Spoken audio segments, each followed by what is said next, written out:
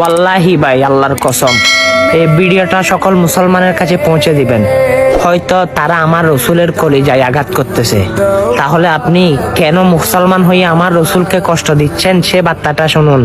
একজন মুসলমান যখন আমার রসুলের সুন্নত অনুযায়ী দাড়ি রাখে না, তখন আমার রসুল নারাজ হয়।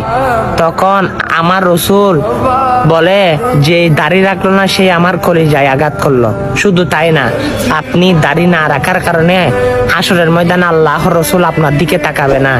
আপনি কি জানেন, প্রতিনিয়ত তো আপনি ঘুমানেও আপনার কবিরা গুনাহ উঠতেছে, কারণ আপনি দাড়ি রাখেন নাই সে নবীর সুন্নত অনুযায়ী। হ্যাঁ, সুন্নত অনুযায়ী দাড়ি রাখেন, আর একটি দাড়ির মধ্যে 70 জন ফেরেশতা থাকে। দেখেন দাড়ির মূল্য কতটুক।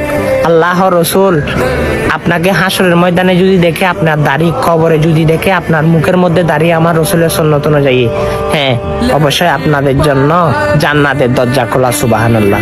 হ্যাঁ, আপনি দাড়ির ফজিলত সম্পর্কে জেনেছেন, আজকে না হয় ভিডিওটা আমার রসুলের জন্য, আমার রসুলের সুন্নতকে ভালোবাসলে সকল মুসলমানের কাছে শেয়ার করে দিয়েন। আমিন।